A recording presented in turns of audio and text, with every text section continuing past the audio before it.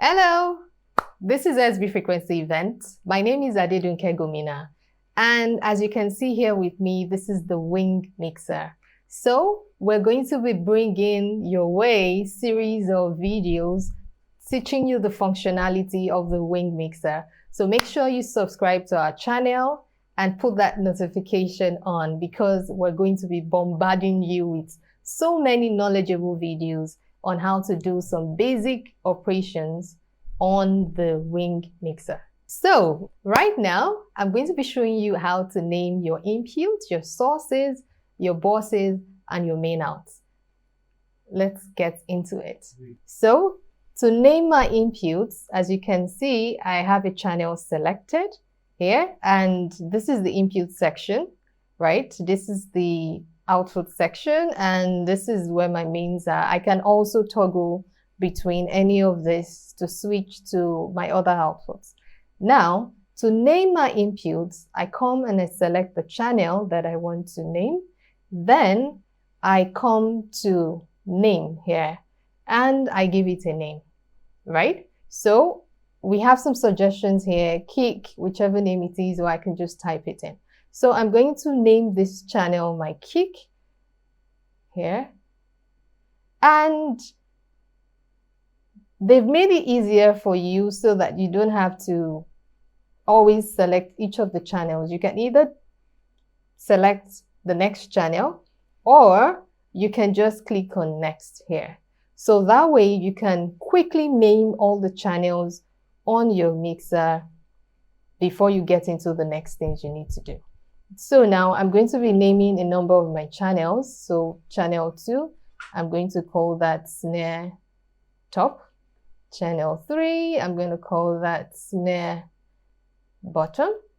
Then I'm going to call the next one the hi-hat. And so on and so forth. That's how to name my inputs. Now, apart from naming them, I can also give them a particular color or a particular icon. So I come to icon here in color, and I can choose what color I want. Now, if you look over here, you would see that each of this is lit up by the blue color, because when I go through each of the channels, you can see the color is on blue. But if I want to change it, I just need to tap here, and as you can see, it changes to yellow, right? And if I want to turn off this light here, I just come here and I toggle this, right? And it goes on and off. So I'm going to be giving this the same color. So I come to the next one, I come to the next one, and the next one. Now I can also give them different icons that I want to. For example, this one, I can come here and select a drum icon. This is already on kick. As you can see, I can go to the next one and I can select this for snare, this, no, let's use this for bottom. Then for hi-hat, I can come here to select that. So that way I've been able to give them different icons.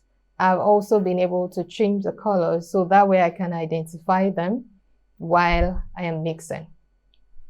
Now, another method of doing this could be to pick up the names from the source.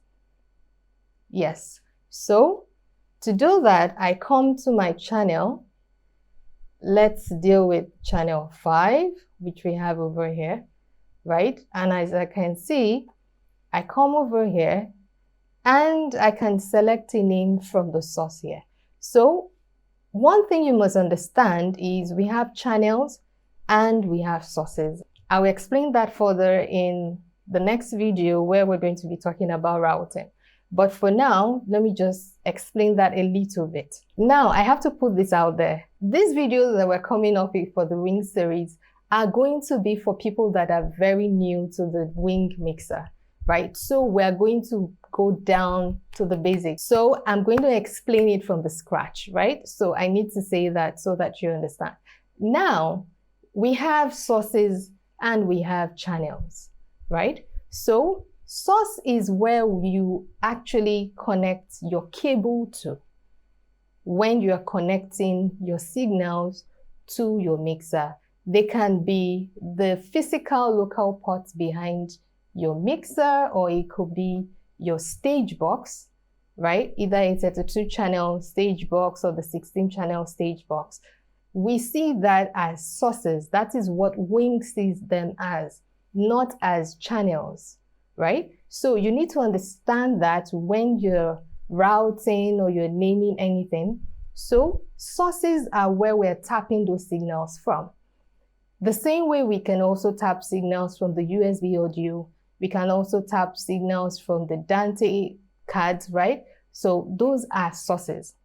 Now, channels, on the other hand, refers to these surface faders that we can work with, right?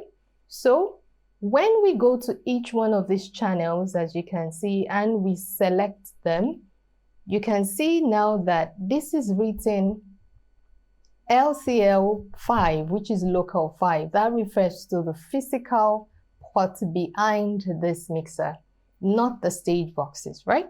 So since I have it here and I want to actually receive audio here from, for example, it could be my stage box if I have anyone connected, or my USB audio, which I have connected anyway. So that way I can name all my source groups, right?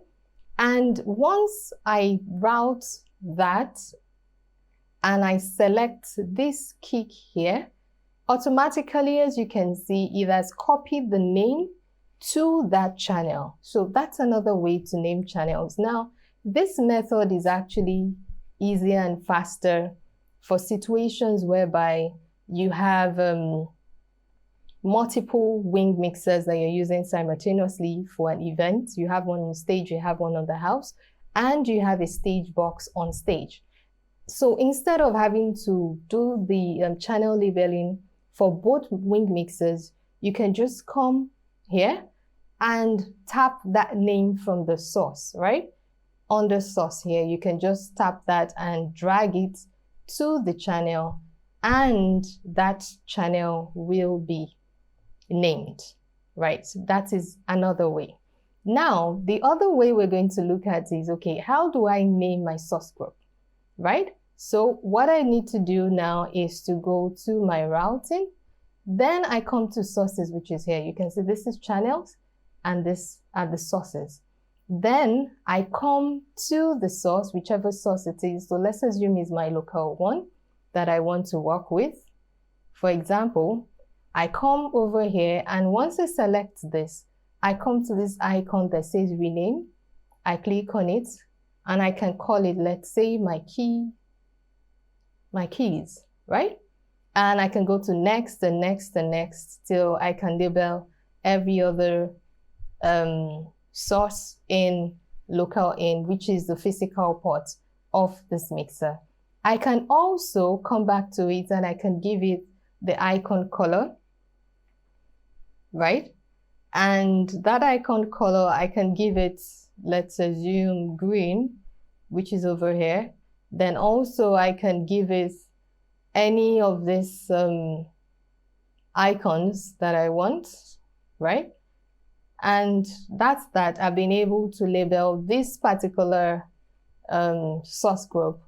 So let me now route that to channel 5, because as you can see, this is 5 here, right? And if you see this is channel 5 over here, and it's still telling me it's the kick, right? That is because this is the local source group, which is 5, not my channel. I haven't routed it yet. So what I need to do is to come here and select this. And once I come here, right, and I go to my source group, which is my local in, then I go to 5 here, right? And you can see automatically this moves over here and my channel changes, the color changes, and the name changes, right? So that's how to name your inputs. I've shown you multiple ways of doing that. Now let's go to the output section, right? So to name this, all I need to do is to come over here and select my boss 1, right? So as you can see, once I come here, almost like the input the other time I showed you, you come to name and we give it a name. So let's call that the lead wedge, right, for the lead singer. Then I go to next, I call that backup for the backing vocals.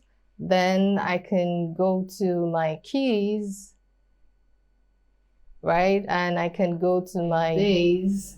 So I can go to my lead guitar, right, and so on and so forth. I can do that to name my bosses. That's a way of naming them. And I can also change their colors. I can give my lead the blue color. You can see it's actually lit up here. And here I can give it this, you know, keys. I can just change the colors and I can make them match with the channels, right, that they're serving. So that way I know that anytime I see blue, right, I know that this blue has to do with all my microphones, right, that are for the lead singer, right? So it also helps in identifying all your colors. You can also give it the icons too, lead, or you can give it the wedge symbol so that we know that they are wedges, right? So we can also name our DCAs. Yes, our DCAs. This is not like the other one, because when I come to DCA here, right, and I select any one of them, you can see this doesn't change. So what I need to do is when I select my DCA, then I go to view, right? So when I go to view here, you can see the DCA 128. Then I select it here and you can see here, I can name them. So I can call my first DCA drums. And since I want it to sync with what I've done here with the channel 1 to 4, which is for drums, and it has this yellow light, I can also give it that yellow color and turn it on with the lights there, right? So that way, I know that every time I'm controlling my DCAs, right, this has to do with the drums, right? So I can go to the next one and the next one and, you know, keep changing their names that way. That is how to name your DCAs. Now to your main outputs. Here we have main 1 to 4, right? So I just need to select this and I go to home. So once I do that, the same way we did the inputs and the mix buses is the same way we're going to do the main. So I come to the main and I come here and I call it master LR, right? And the next one, it could be another section out there, maybe an overflow that I want to connect my main to also, or if I want to use the matrix or any one of the above, right? So this is how to name your main outs, your buses, your inputs, and your sources. Yes, so I hope you've been able to learn. Like I said, we have more videos coming your way on the wing mixer, on the Behringer wing mixer, so stay tuned. Make sure you follow us on all our social media platforms, and also we have training packages for you. Just contact us. All our contact numbers are on all our social media platforms. You can send us a message or DM us and we will get back to you with all the prizes. We have different courses: audio engineering 101, 201, 301, speaker management courses, digital mixer courses, system tuning and optimization, system design. We have so many audio engineering courses that you need. We even have courses on music production. So just send us that message and we'll get back to you. So till next time, bye.